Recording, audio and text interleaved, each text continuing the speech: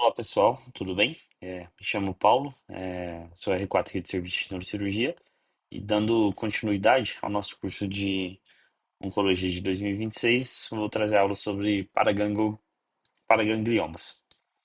Então, os paragangliomas, né, são tumores originados dos paragânglios, né, que são uma continuação do nosso sistema nervoso autônomo disperso por todo o nosso corpo, né? Então, do ponto de vista embrionário, as células que vão formar é, esses paragânglios são originadas da crista neural e ela vai se agrupar em diferentes localidades, né? O ponto mais comum talvez é a medula adrenal, né, de localização suprarrenal, e de maior relevância aqui para a nossa aula de hoje os paragânglios cranianos, que eu também vou destacar um pouco quando a gente for citar os principais tumores dessa família tumoral. Mas também a gente tem esses paragânglios situados em todas as cadeias simpáticas, né? Então, dispersa aí na região tóraco-abdominal, envolto de algumas artérias e também adjacente à nossa coluna vertebral, né? É, maior correlação desses tumores e diferenciação que a gente pode trazer do ponto de vista fisiopatológico dele para entender melhor a classificação onde que ele entra, né? Então, os paragangliomas foi remodelado na última classificação de 2021 como um grupo de tumores neuroendócrinos, né? E eles pertencem à mesma família do feocromocitoma, né? Então, quando a gente está falando de um paraganglioma, vamos assim dizer, da medula adrenal, a gente está falando do feocromocitoma, que geralmente tem uma maior correspondência da cadeia simpática, né? E por isso associada aos sintomas, às síndromes de descarga catecolaminérgica, né? Já quando a gente está falando de paragangliomas extraadrenais, todas aquelas localizações do slide anterior são possíveis de acontecer. Nessa aula de relevância para a gente da neurocirurgia, a gente vai aprofundar um pouco mais nos paragangliomas de cabeça e pescoço, né? É, mas essas tumores na localização extradenal, ele pode ter os dois componentes, né? Um predomínio simpático ou parasimpático. Então, isso vai depender é, do sítio mesmo e da onde que a gente está falando. Então, já entra num questionamento se a gente está falando de um tumor que tem esse componente de secreção maior, se é um tumor, né, hereditário e também se é uma doença multifocal. Entender um pouco do componente simpático, parasimpático e dessa descarga ajuda a gente a entender já um pouco também da apresentação clínica, né? Os tumores, os paragangliomas de cabeça e pescoço, a grande maioria vai ser parasimpático, né? Então, geralmente eles têm uma função mais associada a uma quimiorrecepção relacionada à hipóxia, e isso vai explicar assim de forma bem intensa e específica a nossa fisiopatologia da doença, tá?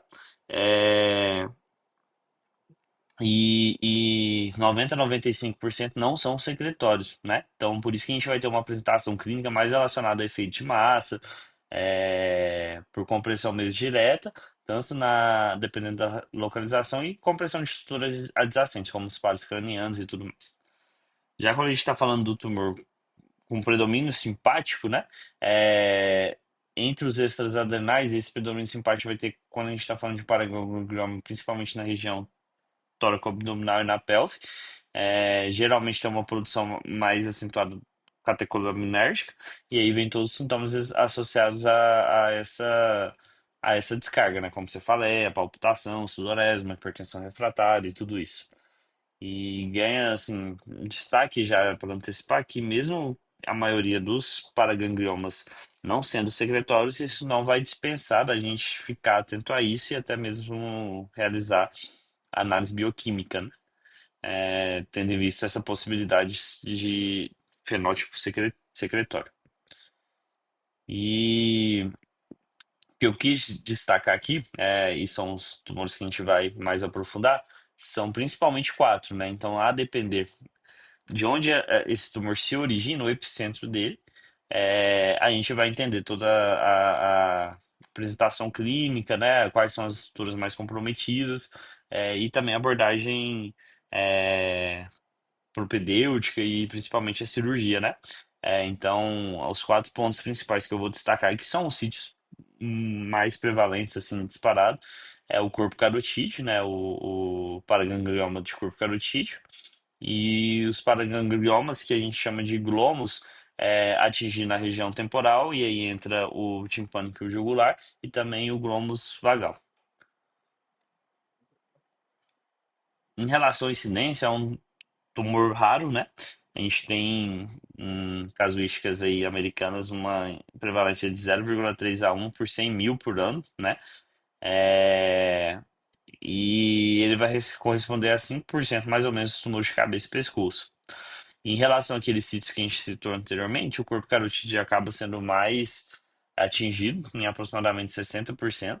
É, o temporal, e aí entra o júgulo timpânico, mais ou menos 30%, e bem menos prevalente entraria o vagal e também outras localidades, né? Então, qualquer lugar que tivesse acúmulo de paragânglios do sistema nervoso autônomo, a gente poderia desenvolver esse tipo de tumor, né? Então, existem essas outras localidades, mas que não tem tanta relevância para a gente. E aí, então, só para reproduzir isso, né, em parte da classificação de é, 2021, os paragangliomas pertencem mais a esses tumores neuroendócrinos, né? Diferente das grandes maiorias da aula que a gente trouxe aqui, né? A gente deixa de ter tanto assim essa questão de benigno, maligno, até mesmo um grau, né? Então, grau um, grau 2, igual a gente já viu em tantas outras aulas, a gente não usa, não é mais recomendado o uso para esse tipo de tumor, né? Então, a gente vai principalmente classificar esses tumores pela sua localização, e aí entraria o adrenal, sendo o principal representante feocromocitoma, e os extrasadrenais, e aí a gente chamaria de paraganglioma. De nossa relevância aqui, os paragangliomas de cabeça e pescoço. E também destacar sempre predomínio, né, de simpático para simpático. E aí, o feocromocitoma sendo como principal simpático, mas também tendo outros extrasadrenais simpáticos. E de cabeça e pescoço aí, a grande maioria sendo os parasimpáticos, né? Do ponto ainda de vista dessa parte, só para reforçar, então 95% não vão ser secretórios, né? E aí os sintomas de compressão local são os que mais se destacam. Mas há uma minoria que vai ter esse componente, a gente não pode deixar de suspeitar, investigar e manejar quando isso for necessário, né? Porque isso vai mudar todo o nosso manejo. Então, aquele paciente que tiver os sintomas que a gente vai ver lá na frente, né? Uma massa no pescoço, tumoração na região temporal, que a gente fez no exame de imagem e tudo mais. Aí, e juntar isso, tem cefaleia, palpitação, sudorese, uma hipertensão paroxística, lábio, de difícil controle. A gente idosa tem uma elevação de metanefrinas, das catecolaminas mesmo, né? E aí, então isso também pode acontecer, a gente tem que estar atento. Se isso acontece, nosso manejo, né? A gente tem que chamar rapidamente o pessoal da endócrino, pensar sempre em fazer alfa-bloqueios antes de anestesia, angiografia e principalmente da cirurgia, né? Então, todo esse cuidado aí em relação a isso. Fazendo um gancho dessa fisiopatologia para a genética, né? Então, a principal mensagem aqui vai ser a perda da succinato desidrogenase. Essa que é uma enzima extremamente importante, participa de diferentes vias, principalmente do ciclo de Krebs. E nessas localizações, principalmente ali no corpo carotídeo, como a gente viu lá atrás, esses tumores eles são muito relacionados à questão do controle respiratório e principalmente sinalização de hipóxia, né?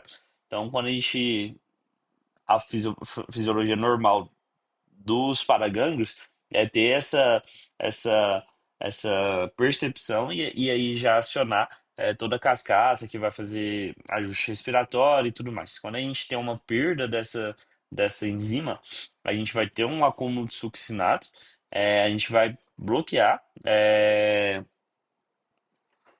os sensores de oxigênio, vai começar a ter uma ativação do fator induzível por hipóxia, e a gente chama todo esse contexto de uma pseudohipóxia, porque o O2, o oxigênio vai estar normal, não, a gente não está num contexto de hipóxia por si só, mas o alarme vai estar ligado, né? E aí, o que que isso vai gerar, né?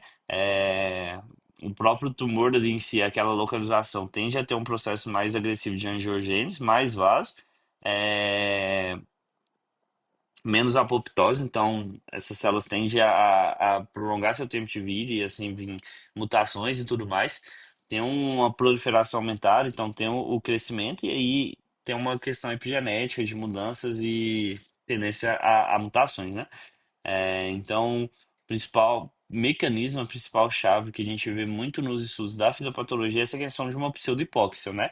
Por essa perda enzimática, a gente passa a acumular esses produtos ali dentro da célula. O gânglio ali passa a entender que está num contexto de uma hipóxia, e apesar disso não acontecer, e passa toda essa cascata com angiogênese, aumento tumoral e tudo mais. Um gancho interessante que eu acho também para compartilhar é que a gente pode ter uma hipertrofia, vamos assim dizer, dos gânglios, principalmente no corpo carotídeo, em pessoas que vivem em contexto de, né, por exemplo, grandes altitudes e tudo mais, que já é um ambiente mais com hipóxia mesmo, né? Mas aí seria só uma hipertrofia mesmo daquele gânglio, sem necessariamente representar um contexto tumoral, né? Então, o principal gene envolvido vão ser os genes relacionados à produção da succinato desidrogenase. E aí a gente tem cinco principais, tá? O SDHA, B, C, D, SDHA-F2, e esses genes, a depender do que tiver mutado, a gente vai ter diferentes síndromes genéticas. Então, por exemplo, quando a gente está falando da mutação no SDHD, a gente vai ter uma síndrome de predisposição genética hereditária ao paragangliomas do tipo 1, né? Então, geralmente nessa síndrome a gente vai ter múltiplos tumores de cabeça e pescoço e a gente vai ter uma herança paterna.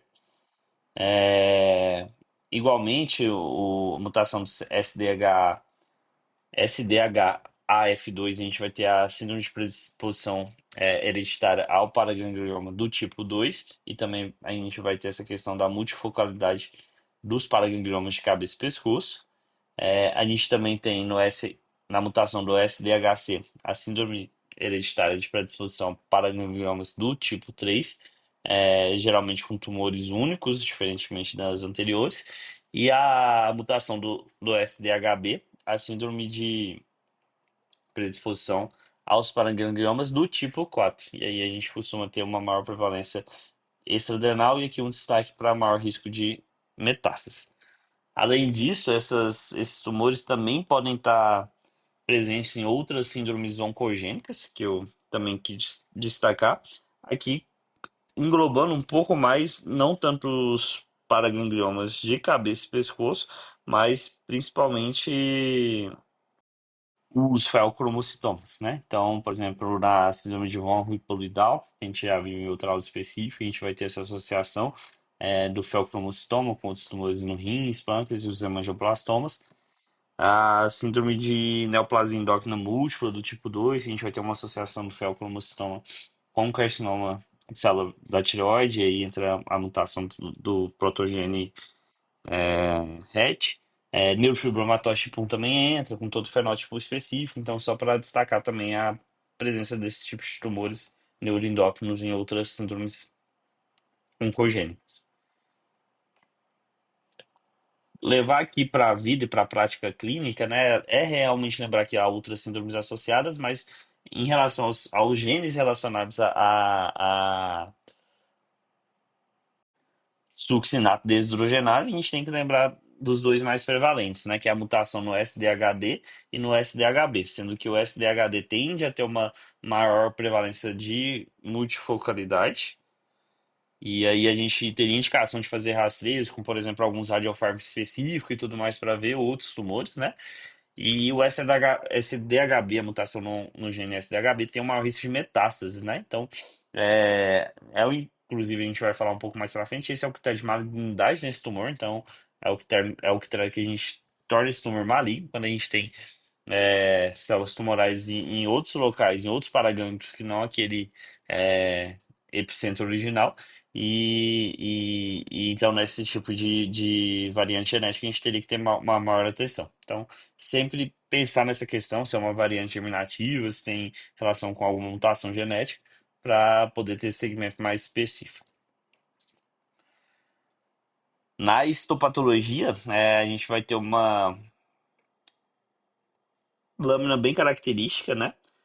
Então, esses tumores, por ser, vamos dizer assim, um próprio fator de predisposição e desenvolvimento da arquitetura normal dos paragâmeos, a gente costuma ter um achado clássico, que seria os bolos ou emaranhados das células neurais é, agrupados, e ao redor deles toda uma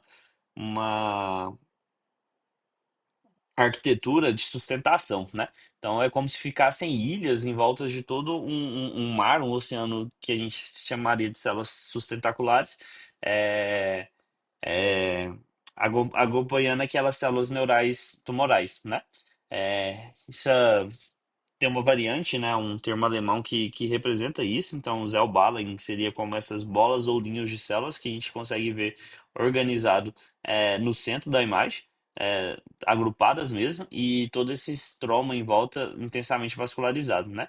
Essas células principais agrupadas, os núcleos, elas vão ter marcadores de células neurais, como por exemplo as sinaptofisina positiva.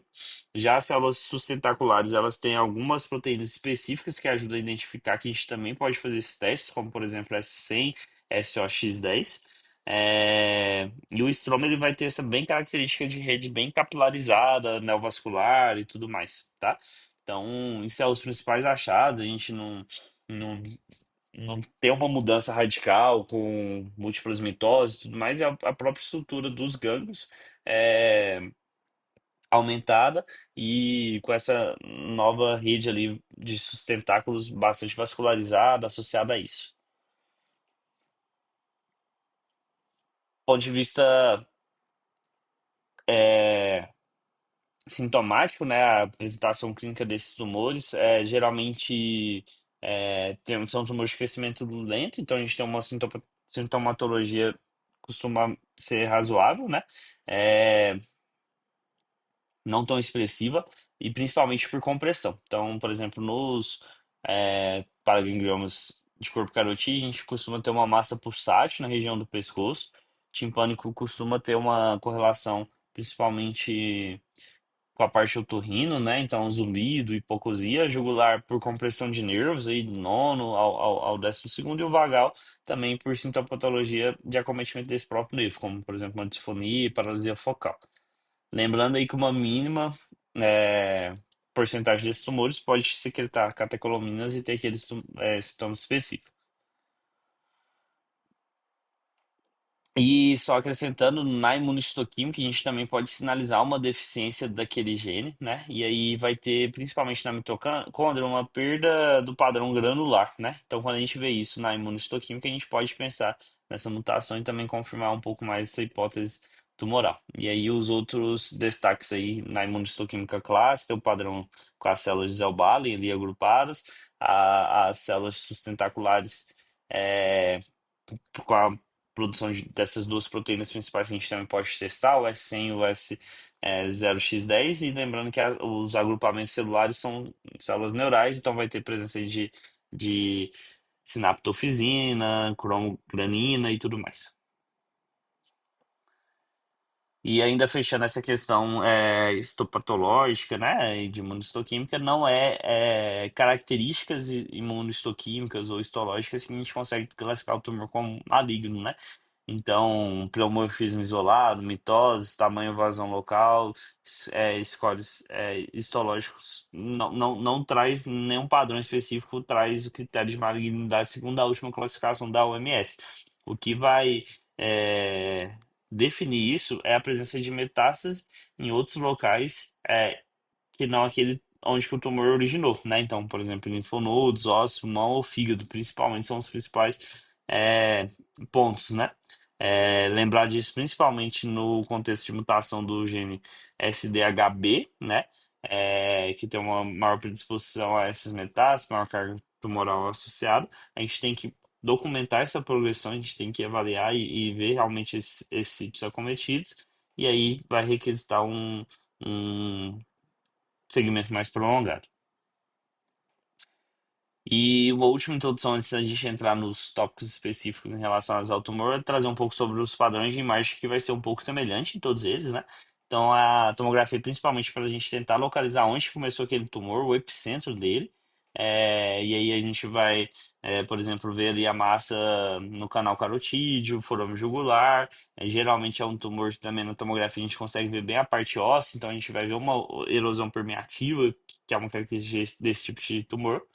A ressonância, a gente vai ver principalmente um estudo melhor do tumor em si e os nervos acometidos. Geralmente são tumores hipervascularizados, então tem um realce intenso. Tem um padrão de flow voids também, né? Então, como é muito vascularizado, o sangue passa muito rápido ali e aí pode aparecer esses pontinhos pretos de sangue vazio de tão rápido que passou naquela fotografia da imagem. E o padrão também de sal e pimenta, né? Que seria juntar assim, os flavoides que seriam os pontos pretos, né? Com alguns pontos hipertensos relacionados a microhemorragias ou alguns outros pontos mais hipervascularizados. E aí também tem a questão da geografia, que é o outro exame que eu queria destacar, que é muito importante, né, tanto no planejamento operatório, então determinar quais são os ramos nutridores desse tumor, as anastomoses mais importantes, se é possível fazer algum tipo de embolização, tudo esse, também é, esse estudo ajuda bastante. Então, tomografia é importante para a gente definir os subtipos, né? Principalmente, talvez essa dúvida seja mais comum nos dois principais temporais, né? Então, a gente vai ter tanto o glomo jugular como o glomo timpânico. E aí, no glomo timpânico, a gente vai destacar ali a relação dele com o promotório. Então, é imediatamente adjacente a ele, né? Uma massa retrotimpânica enquanto o glândula jugular vai estar no forame jugular mesmo, né? E aí a ressonância destacar então é, esses padrões principais, que é similar entre todos os tumores, né? Então a gente vai ter no T1 um iso-hipossinal, e quando a gente joga contraste tem um realce intenso. Na ponderação de T2 a gente vai ter um hipersinal com múltiplos flavoides, então aqueles vasos que ficam vazios, ficam escuros ali, hipointenso, por conta da passagem muito rápida do fluxo sanguíneo. Então, isso gera um padrão de sal em pimenta, em que a pimenta seria esses flavoides mesmo, né, com um fluxo muito rápido. E o sal alguns pontos que o fluxo é um pouco mais lento ou que acontece algum tipo de hemorragia. E aí ele vai ser realmente o nosso melhor exame, a ressonância, para a gente avaliar extensão intracraniana, partes moles, planejamento cirúrgico e tudo mais. E a angiografia vai ter esse blush hiper intenso, né? Em que ajuda a gente assim principalmente na definição cirúrgica, né? Então a gente vai conseguir determinar quais são os feeders tumoral, né? Então as artérias nutridoras, ver qual que é a maior contribuição, se é da carótida externa, que é o que é mais comum, ou tem contribuinte também da carótida interna e vertebral. Orienta a possibilidade de embolização seletiva e ainda permite a gente fazer, por exemplo, teste de tolerância à oclusão, né? Então, num planejamento cirúrgico, dependendo da gravidade, tamanho tumoral, cometimento da carótida, seria interessante a gente ter esse estudo prévio, porque traria uma maior segurança para a equipe cirúrgica, caso isso precise acontecer. Então, antes da gente trazer alguns destaques específicos de cada tipo de tumor, o nosso passo a passo seria basicamente isso, né? Lembrar da avaliação bioquímica, testar ali dosar a presença de catecolaminas, um estudo da anatomia bem dirigida, tanto para a gente determinar da onde que está surgindo o tumor, qual que é o epicentro, por exemplo, na ressonância, na tomografia, e a extensão dele pela ressonância, avaliar a possibilidade de doença multifocal ou disseminada, a parte genética com análise daquelas mutações que foi destacada e aconselhamento genético, e avaliação da função neurológica mesmo para a gente poder definir a nossa melhor abordagem. Agora sim, entrando nos principais tipos de tumores, a gente vai tentar abordar que eles são mais comuns, né? Então, na parte de cabeça e pescoço, mais prevalente tumor do corpo carotídeo, né? Geralmente ele vai representar em aproximadamente 60%. É, tem uma grande chance de bilateralidade, principalmente nos casos da mutação associada do gene SDHD. Lembrando aquele contexto também que eu trouxe lá atrás e destaquei, que hipóxia crônica e grandes altitudes pode trazer uma hiperplasia do corpo carotídeo sem necessariamente representar o tumor, né? Tem um sinal clássico, que é o sinal de Fontaine, que essa massa, esse tumor, ela tende a ser mais móvel lateralmente, mas pouco móvel no eixo vertical. Isso é uma característica também desse tipo de tumor. Então, é um tumor que clinicamente vai ter uma massa pulsante, pode ter um sopro carotídeo, pode estar associado a disfagia e disfonia, depender do volume tumoral, e raramente é secretório, né? Então, ele é um tumor parasimpático e raramente secretório. Sinais de alarme seria principalmente por compressões de estruturas adjacentes, então a gente pode ter déficits aí associados dos pares cranianos, nono, décimo, décimo primeiro, décimo segundo. A síndrome de Horner, a gente pode ter, a depender do comprometimento, né, carotídeo, eventos isquêmicos por compressão, então tudo isso também pode acontecer ponto de vista de imagem, o epicentro do tumor geralmente costuma ser exatamente na bifurcação entre a carótida, entre a carótida interna e externa. E aí isso traz o sinal clássico na imagem, que é o sinal da lira, né? Que vai ter um afastamento maior entre essas duas artérias, né? E aí aqui a representação, a gente já falou lá atrás, né? Mas só para trazer de novo, na tomografia, na ressonância e na angiografia. Principalmente a geografia que é extremamente importante para a gente determinar quais são as principais artérias nutridoras, artérias que seriam passíveis de embolização e tudo mais. Existe uma classificação radiológica, que é a classificação de Chambly. Ela classifica esse tipo de tumor em três classes diferentes, né? E é extremamente importante para a gente ter uma maior previsão, melhor planejamento cirúrgico, né? Então, Chambly 1 vai ser aquela massa que só desloca as duas artérias, costuma ter um plano fácil. No Chambly 2 a gente costuma envolver parcialmente as duas artérias, mas não é um envolvimento completo. E no Chamberlain 3 aí a gente já tem um envolvimento completo desses dois vasos, né? E aí as imagens representando, né? Então a classificação não considera só o tamanho do tumor, mas principalmente o envolvimento circunferencial, né, da artéria, principalmente carótida interna, né? Indicação assim do manejo vai depender muito de uma avaliação multifatorial, não tem uma resposta certa, né? Então a gente pode olhar em características como crescimento, funcionalidade, o que que esse tumor está afetando, a idade do paciente, risco vascular. Então, o Chambly é apenas uma das características ali técnicas que a gente usa, e a depender realmente do tipo de tumor, a gente vai tomar condutas diferentes, né? Então, naquele paciente mais com tumor pequeno, jovem, que o tumor está tendo um crescimento nos exames de controle, ou é um tumor secretório, a gente pode ter uma indicação cirúrgica, é, a depender se a gente vê um objetivo claro aí de ressecção completa e resolução, né, da doença. Já naqueles pacientes com tumores maiores, com plano talvez não tão legal, uma classificação de Chambly maior, que o tumor não vem crescendo tanto, o paciente mais idoso ou que tem um alto risco associado, a gente pode pesar a mão aí só por vigilância, radioterapia individualizada, embolizações parciais também são opções.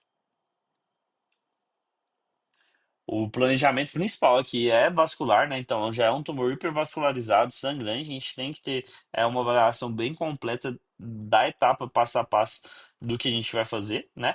E também da questão neuronal, né? Quais são os tumores ali mais próximos, como que a gente vai é, preservá-los, mantendo sempre a maior funcionalidade possível do paciente. Então, da parte vista vascular, definir bem a relação do tumor com a carótida interna e externa, avaliar os segmentos tal livre, colaterais, possibilidade de enxertos, né?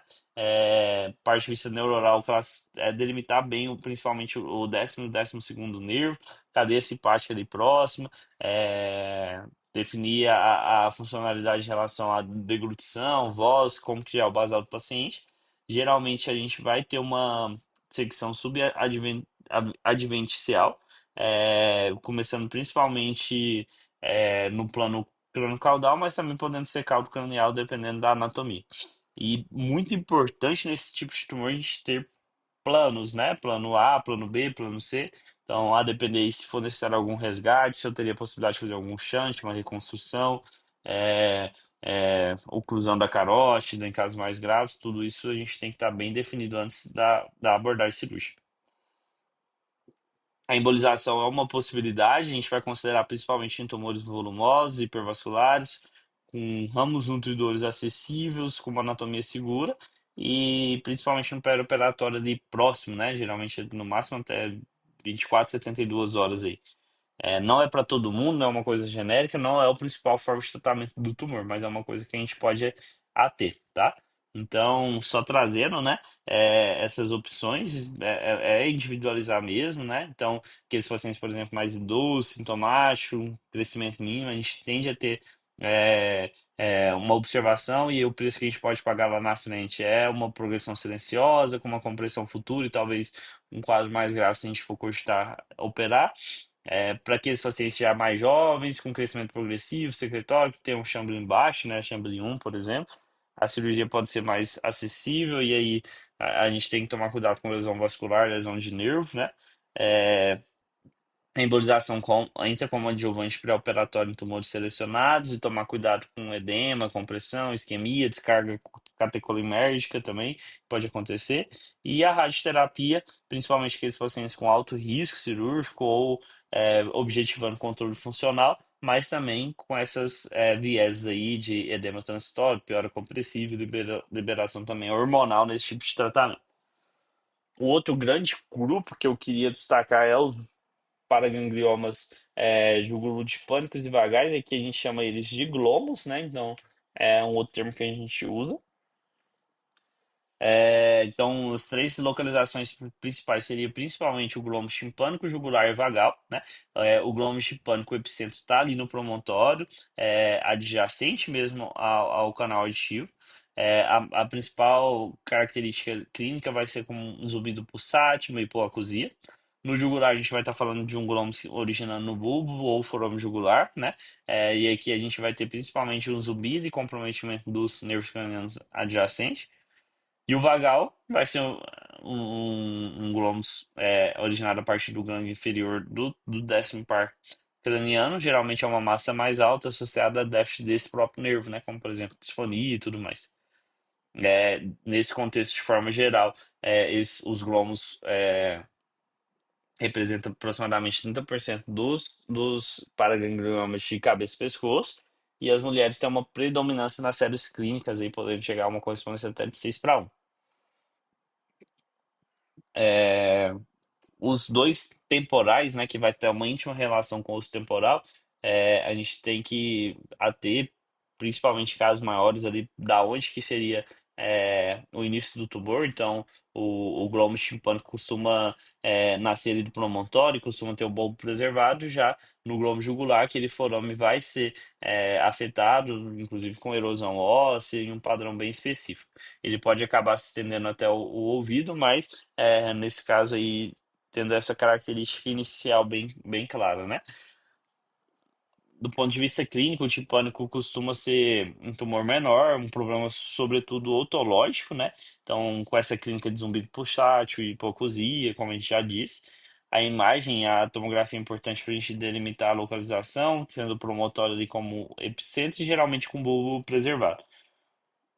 E aí a gente vai ver essa conduta já, né, nas próximas imagens, mas aí existe uma classificação específica. Quando o tumor é mais localizado, no ficheiro AB a gente tende a preferir uma cirurgia. Geralmente embolização não costuma ser necessária. E radioterapia aqui entra é, em alguns casos específicos. A meta aqui a gente tende a trazer uma cura dessa condição com uma ressecção completa, mas é lógico preservando funcionalidade do paciente, principalmente do ponto de vista auditivo. Já o glomo jugular, ele geralmente cresce ali no forame jugular, né? E aí pode acabar afetando os vasos adjacentes e também a parte neurológica associada. Então ele origina-se junto ao bulbo como principal é, ramos ali neurológicos afetados, sendo o ramo timpânico do nono e o ramo auricular do décimo, né? São nervos passando ali naquela região. Então, aqui a gente vai ter um zumbido também que pode ser a característica da doença, com pulsátil, associado aí por acusia. O acometimento de par craniano, trazendo disfasia, disfonia, ombro caído, língua desviada. Então, a gente pode pegar desde o nono até o 12º. Ele pode crescer superlateralmente ao ouvido médio, podendo alcançar até o sétimo mastoideu. Então, o trajeto do sétimo naquela região. E a TC geralmente traz essa característica dessa erosão, essa destruição óssea no padrão, essa destruição óssea, perdão. Então, realmente ali destruindo o osso, não só ocupando aquele espaço. Isso é bem característico. Então, como a gente já adiantou para os paragangliomas tumorais, perdão, temporais, a gente vai ter uma classificação que é a classificação de Fish, né? E aí a gente vai tendo essa progressão do tumor a depender das estruturas envolvidas, né? Então, Fish A e B é bem característico dos glomos timpânicos, né? Então, o Fish A quando vai estar ali só no ouvido e o Fish B quando ele se estende até a mastoide. No Fish C a gente vai ter principalmente um deslocamento mais caudal, não tão intracraniano, né? Então, aqui a gente poupa ainda o componente intracraniano, mas a gente já começa a afetar o bulbo jugular e a artéria carótida. Então, aí entra principalmente os glôbulos jugulares, né? Quando a gente já tem ali como epicentro aquela região do bulbo jugular mesmo. E o Fish D quando a gente tem um componente intracraniano, né? E aí pode ainda é, ser subclassificado, igual a gente vai ver no próximo slide. A classificação é muito importante para a gente ter uma noção anatômica de comprometimento e qual vai ser nosso acesso cirúrgico a depender dessa indicação, né? Então, só resumindo, né? Fiche a gente vai ter um acometimento só no mesotímpano, sobre o promontório, então localizado ali realmente no ouvido. Fiche B é um comprometimento tímpano-mastoide. No C, a gente costuma ter essa progressão caudal e acometendo o forame jugular. Então, C1, forame jugular, início do canal carotídeo. E no C2, a gente já pega a porção vertical da carótida interna. No C3, porção horizontal da carótida interna. E o C4 desce até o forame láceo. E aí, D, a gente tem componentes intracranianos, né? E aí, a gente pode ter intracraniano extradural, que é DE, ou intracraniano intradural. E aí, a depender do tamanho da invasão intradural, também pode ser DI1 ou DI2, né? Um ponto importante que eu quis destacar, que me gerou um pouco ali de confusão pela proximidade e dependendo do similar padrão de acometimento dessa região, seria uma diferenciação do paraganglioma dos schwannomas, né? Então, o forame jugular vai estar afetado nesse tipo de tumores, mas tem algumas características que os diferem, né? Então, o padrão de acometimento ósseo do paraganglioma costuma ser uma erosão mais intensa, né? Enquanto o chivanoma vai só remodelando, então um alargamento mais liso e corticado. A ressonância ajuda a diferenciar bastante, com a presença de um realce muito intenso no paraganglioma, o padrão de sal-pimenta, os flavoides. É, o chivanoma é intenso, mas é menos vascular. Geralmente tem um T2 mais homogêneo. A angiografia, se a gente fizer, vai mostrar esse blush com realce exuberante ali na hora da infusão, né? E o epicentro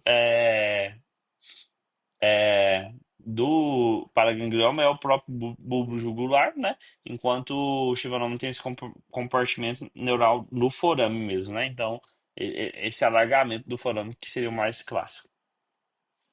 E aí, sem aprofundar bastante, assim, do ponto de vista cirúrgico, mas a classificação de ficha é importante para a gente determinar qual que seria a principal técnica que a gente fosse escolher, né? Então, no ficha A e B, a gente tende a fazer acessos mais relacionados a alcançar a parte do ouvido interno mesmo, né? Então, a gente pode fazer tanto transcanal quanto transtipânico. E aí, a intenção é realmente fazer extrato do promontório, mas a reconstrução tipânica, um acesso muito mais da otorrino, né? Assim como no Fish B também, que a gente pode fazer um acesso retroauricular, como a mastoidectomia, também alcançando essa parte. E aí, Fish C e D, geralmente entra mais com a gente, mas costuma ser em conjunto, né? Então, por exemplo, a gente pode fazer um acesso infratemporal do tipo A, que não vou acabar aprofundando aqui na técnica, mas a gente teria toda uma etapa a ser seguida com exposição de toda essa região destacada aí na imagem, é, expondo mesmo os vasos, com um controle adequado da carótida interna, da veia jugular, uma mastoidectomia ampla e toda a exposição do petroso. E geralmente esses fichas D acaba tendo uma uma necessidade de acessos combinados ou até mesmo em etapas diferentes, né? É, um ponto principal aqui que eu realmente queria destacar é que geralmente mesmo tumores maiores e tudo mais, a gente não costuma usar tanto o acesso assim a, a parte mais da fossa posterior, então os acessos reto sigmoide, suboccipital, enfim, nada disso costuma ser esse acesso é, atacando primeiro a parte cervical mesmo, né? Então, nessa etapa cirúrgica aí, por exemplo, num infratentorial tipo A, a gente começa pelo pescoço, identifica a carótida, veia jugular, os pares cranianos, faz toda a mastectomia com exposição do seu sigmoide, do bulbo, da veia jugular, é, a devascularização tumoral, principalmente dos ramos nucleosos da carótida externa, a dissecção do tumor em si, parte do ouvido, do bulbo, do canal carotídeo, a abertura dural numa última etapa e depois fechamento, né? Então, são cirurgias, quando mais amplas, que requerem, assim, uma equipe multi mesmo, parte, o otorrino junto, possibilidade do cirurgião de cabeça e pescoço também junto, para a gente fazer essa abordagem. E então, só para encerrar, assim como a gente fez na parte do carotídeo, né, no jugular, preservar a função sempre vai ser superior a querer uma ressecção máxima, né? Então, a nossa definição propedêutica vai depender, né? Então, naqueles pacientes, por exemplo, mais idosos, assintomáticos, o tumor não está crescendo, a gente pode querer só observar, fazer exames seriados. É, para aqueles pacientes que estão tendo um crescimento documentado, mas com alto risco cirúrgico, a gente pode fazer radioterapia. Já aqueles pacientes que têm sintomas de compressão, são tumores secretórios, uma ameaça neurológica evidente, a gente pode pensar na cirurgia e realmente individualizar essa decisão. Falando mais rapidamente, porque é menos comum, o Gromos do nervo vago, né? Geralmente vai ter um epicentro e oideu, frequentemente cerca de 2 centímetros ali já abaixo do forame jugular. É, a gente pode ter a associação desse tumor com a parte anteromedial da carótida interna, a parte posterolateral da veia jugular e a gordura parafaringe ali anterolateral, mas ele também pode surgir em outros pontos, no próprio corpo carotídeo e na cadeia simpática. Então a ressonância realmente vai ajudar a gente, né? E a definição cirúrgica em relação ao nervo vago é principalmente pensar nessa parte neurológica, né? Então, geralmente vão ser tumores que vai trazer é, déficits relacionados a esse nervo. Então, antes da cirurgia é importante avaliar uma laringoscopia com a voz basal, deglutição, o estado do nervo vago contralateral, se é um tumor multifocal, bilateral, o crescimento e o sintoma real relacionado ao tumor, né? Então, após a cirurgia, a paralisia focal pode acabar acontecendo. É importante uma etapa de reabilitação vocal e da deglutição. Riscos adicionais aí de comprometimento do nono, do 11º e também do 12º par craniano. E a radioterapia ou só a observação podem acabar ajudando a gente preservar a função e evitar maiores danos. Último ponto da aula, eu quis trazer isso porque a gente tinha o paraganglioma de caldequina, que, né, em muitos capítulos e classificação mais antiga também era apresentado junto como paraganglioma, mas a gente acabou tendo uma mudança na última classificação da OMS, que esse tumor ganhou uma identidade própria, né? Então, antigamente chamado de paraganglioma da cauda equina, hoje a gente tende a chamar de tumor neuroendócrino do fílon ou da cauda, que é um tumor molecularmente um pouco mais distinguido, né? Então, a clínica é de uma lesão intradural de crescimento lento, geralmente pode ser sintomático, mas quando traz sintomas, a lombalgia, a dor radicular, associada a algum tipo de déficit de compressão neural pode acontecer. E em casos mais extensos, né, déficit neurológico mais evidente, alterações esfincterianas, uma própria síndrome é, da cauda equina. É, são tumores relacionados a tumores ali na cauda equina, então a apresentação clínica, por exemplo, pode ser igual de um epidioma max mixo papilar ou de um chivanoma também. A ressonância costuma ajudar a gente, mas não costuma fechar o diagnóstico. Então, são tumores que, apesar de algumas características específicas, só o anátomo patológico vai diferenciar desse diagnóstico diferencial. Então, é uma massa intradural, extramedular, intensamente captante, próximo ao filo. As características desse tipo de tumores semelhantes aos que a gente viu anteriormente. Então, tem um iso hipointenso, tem dois hiperintenso variável, geralmente tem um realce intenso e homogêneo, com a presença de flowoides e o aspecto sal e pimenta, né? E aí a confirmação realmente é anatomopatológico, né? Então a gente vai fazer a ressecção com a biópsia cirúrgica e o anatomopatológico é que vai classificar esse tumor como tumor neuroendócrino de Fillon, e que hoje a gente entende que não é mais certo, adequado, porque traz uma patologia um pouco mais diferente dos paragangliomas sistêmicos. Então, geralmente, nesse caso, a ressecção total é geralmente curativa, vai ter indicação principalmente em lesão sintomática ou progressiva. Geralmente, a gente faz uma laminectomia ou uma laminoplastia, faz a dissecção ali das raízes. A meta é, lógico, tentar a ressecção máxima, quando o plano é seguro, mas é lógico, sem querer evitar déficit radicular. Adjuvância com radioterapia não é rotina, principalmente quando a gente consegue essa dissecção máxima, mas em tumores residuais, recidivados ou com disseminação isso pode acontecer. E o follow-up vai ser com ressonância mesmo de longo prazo. Geralmente a disseminação é rara, mas pode acontecer. Então, em resumo, para esse tipo de tumor, a gente tem quatro perguntas que vai centrar aqui nosso estudo, né? Onde o tumor nasce, então qual que seria o principal epicentro, isso vai definir quais são as síndromes e as estruturas associadas, se é secretivo ou não, então bioquímica, né? É, pensar em dosar as catecolaminas, isso vai mudar todo o manejo perioperatório do paciente. O risco de progressão, extensão do tumor, o comprometimento, o tamanho dele, qual nervo vai ser afetado, se tem alteração genética e como vai ser, e qual que é o nosso objetivo. Então, geralmente são tumores que a gente tem que realmente participar do tumor board, juntar equipes, a cabeça e pescoço, o torrino, para a gente tentar delimitar melhor qual que seria a nossa estratégia.